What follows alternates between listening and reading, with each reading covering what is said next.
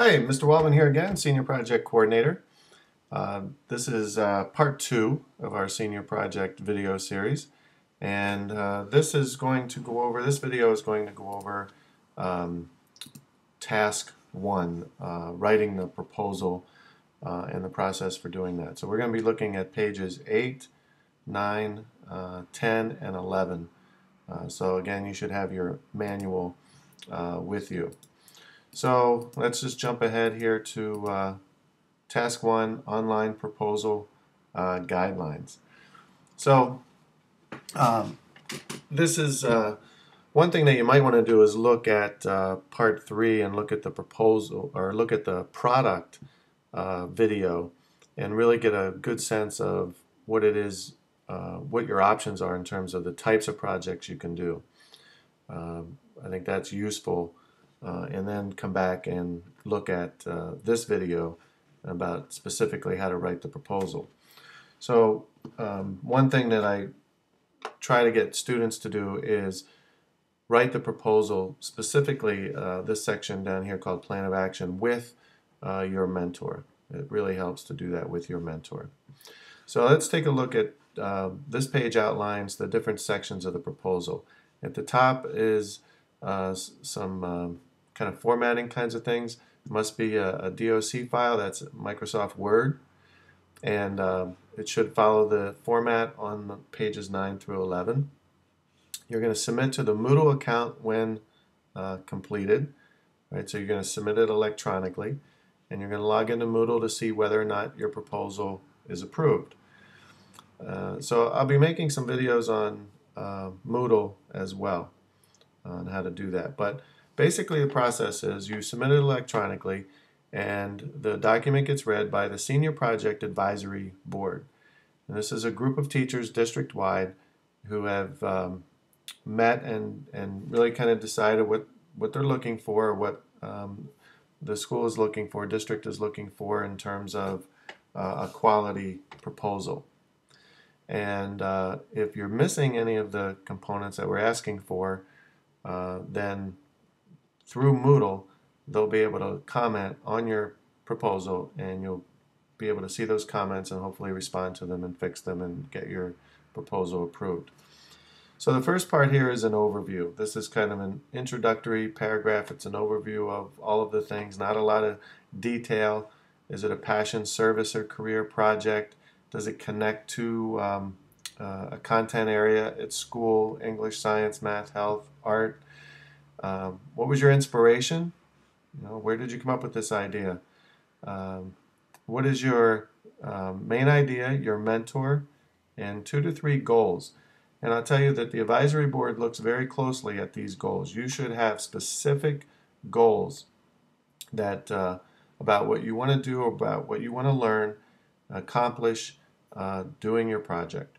And the plan of action that comes later should be a plan to reach those goals.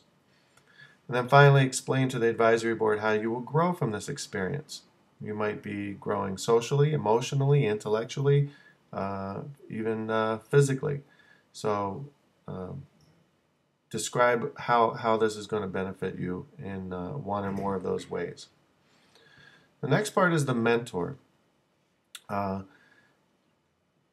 Describe your mentor, name your mentor, provide email address and phone number, describe the process you went through to find your mentor, and then describe their expertise and why they are a good choice to help you achieve your project goals.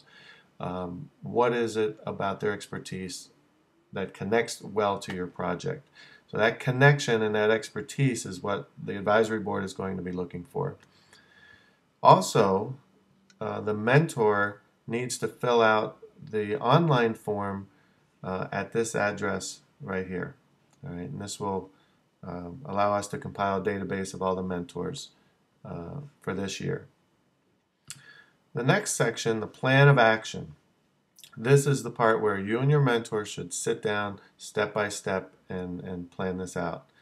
So this should be kind of a calendar outlining all the tasks that you have to embark in over the months. And estimate the time it's going to take to complete each task. So a lot of times students will miss that, but you should estimate. And again, it's an estimate. The estimated time needs to be at least 15 hours. I should also say back here, the mentor needs to be 25 years of age or older as well. Describe all of the people that are involved in your project, locations, addresses, estimated costs, okay, as detailed as possible.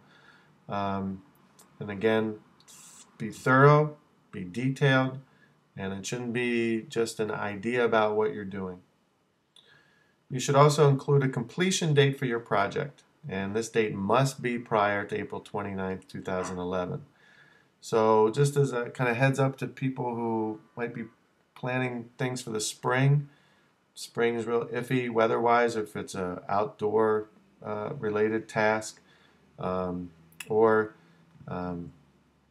if it requires reservations of athletic fields or things like that. Those things are hard to come by in the spring.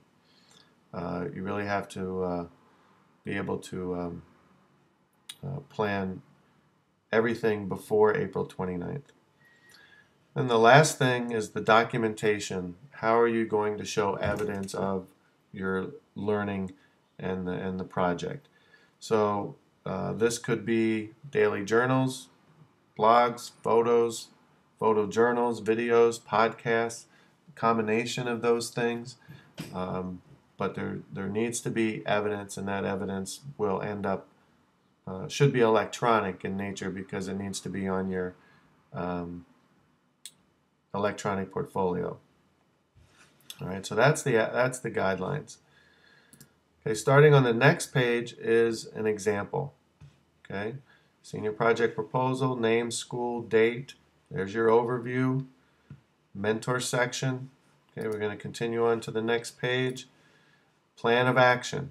Right, this is the most detailed part, and you'll see how hours are even bolded here in terms of estimated hours. Okay, that continues on to the third page, completion date, total estimated hours, and then documentation of the project. So it should be following that format. Okay, that is pretty much it as far as the proposal and the process for getting it approved. I will mention again that you want to sign into Moodle to submit your proposal, and that's where you'll be able to kind of correspond with your advisory board member that is reading your proposal, so you can have a dialogue.